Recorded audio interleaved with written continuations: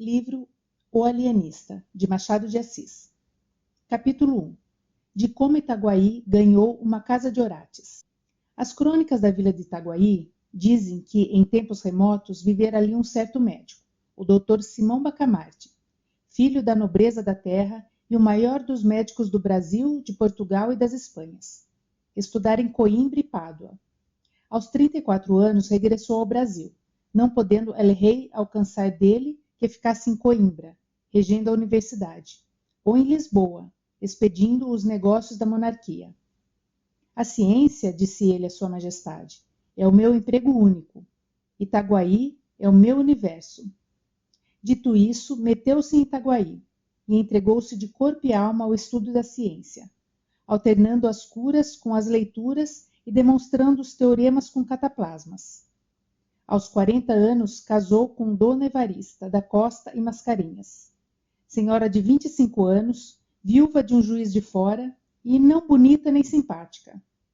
Um dos tios dele, caçador de pacas perante o Eterno, e não menos franco, admirou-se de semelhante escolha e disse-lhe: Simão Bacamarte explicou-lhe que Dona Evarista reunia condições fisiológicas e anatômicas de primeira ordem, digeria com facilidade, dormia regularmente, tinha bom pulso e excelente vista. Estava, assim, apta para dar-lhes filhos robustos, sãos e inteligentes. Se além dessas prendas, únicas dignas da preocupação de um sábio, Dona Evarista era mal composta de feições, longe de lastimá-lo, agradecia-o a Deus, porquanto não corria o risco de preterir os interesses da ciência na contemplação exclusiva, miúda e vulgar da consorte. Dona Evarista mentiu às esperanças do Dr. Bacamarte. Não lhe deu filhos robustos nem mofinos. A índole natural da ciência é a longanimidade. O nosso médico esperou 3 anos, depois 4, depois 5.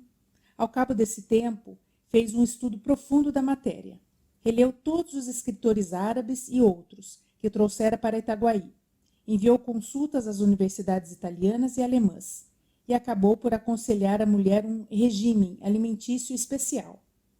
A ilustre dama, nutrida exclusivamente com a bela carne de porco de Itaguaí, não atendeu às admoestações do esposo e à sua resistência, explicável, mas inqualificável.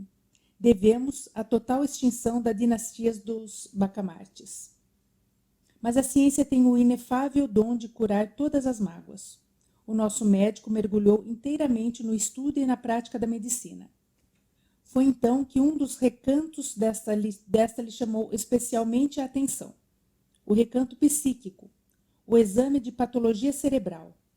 Não havia na colônia e ainda no reino uma só autoridade em semelhante matéria, mal explorada ou quase inexplorada. Simão Bacamarte compreendeu que a ciência lusitana, e particularmente a brasileira, podia cobrir-se de louros imarcessíveis, expressão usada por ele mesmo, mas em um arrobo de intimidade doméstica, exteriormente era modesto, segundo convém aos sabedores.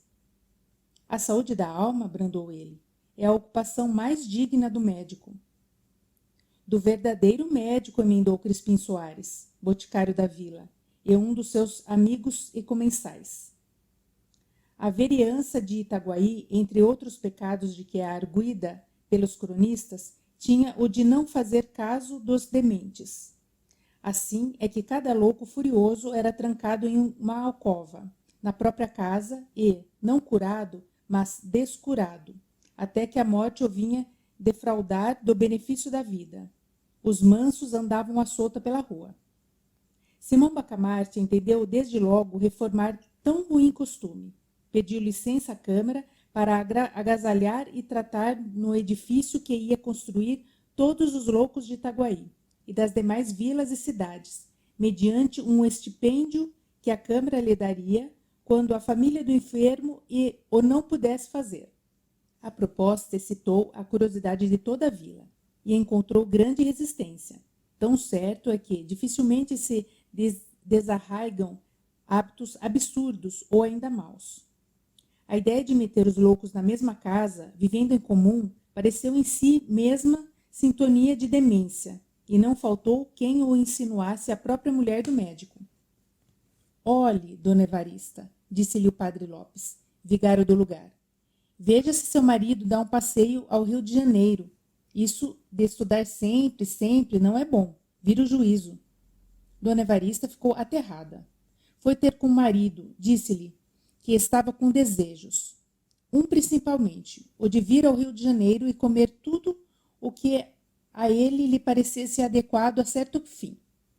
Mas aquele grande homem, com a rara sagacidade que o distinguia, penetrou a intenção da esposa e redarguiu-lhe, sorrindo, que não tivesse medo. Dali foi à Câmara, onde os vereadores debatiam a proposta e defendeu-a com tanta eloquência que a maioria resolveu autorizá-lo ao que pedira, voltando ao mesmo tempo um imposto destinado a subsidiar o tratamento, alojamento e mantimento dos doidos pobres. A matéria do imposto não foi fácil achá-la. Tudo estava tributado em Itaguaí. Depois de longos estudos, assentou-se em permitir o uso de 2 penachos nos cavalos dos enterros. Quem quisesse emplumar os cavalos de um coche mortuário pagaria 2 tostões à Câmara, repetindo-se tantas vezes essa quantia quanto fossem as horas decorridas entre a do falecimento e a da última bênção da sepultura. O escrivão perdeu-se nos cálculos aritméticos do rendimento possível na nova taxa. E um dos vereadores, que não acreditava na empresa do médico, pediu que se revelasse o escrivão de um trabalho inútil. Os cálculos não são precisos, disse ele, porque o Dr. Bacamarte não arranja nada. Quem é que viu agora meter todos os doidos dentro da mesma casa? Enganava-se o digno magistrado. O médico arranjou tudo.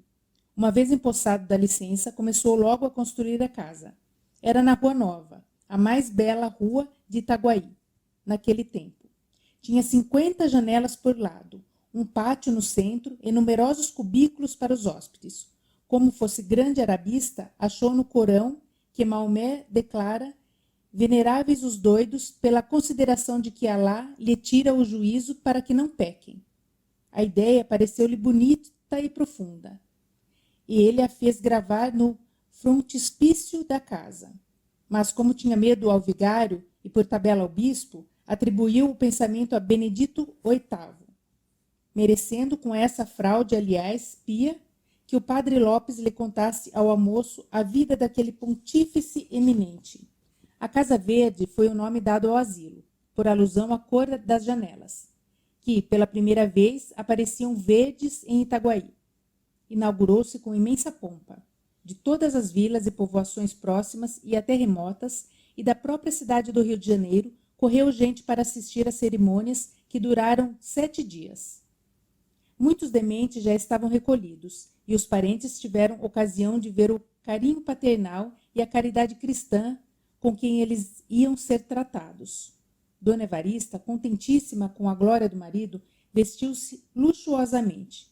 Cobriu-se de joias, flores e sedas. Ela foi uma verdadeira rainha naqueles dias memoráveis. Ninguém deixou de ir visitá-la 2 ou 3 vezes, apesar dos costumes caseiros e recatados do século. E não só a cortejavam, como a louvavam, porquanto, e este fato é um documento altamente honroso para a sociedade do tempo, porquanto viam nela a feliz esposa de um alto espírito, de um varão ilustre e, se lhe tinham inveja, era a santa e nobre inveja dos admiradores. Ao cabo de 7 dias, expiraram as festas públicas. Itaguaí tinha finalmente uma casa de Orates.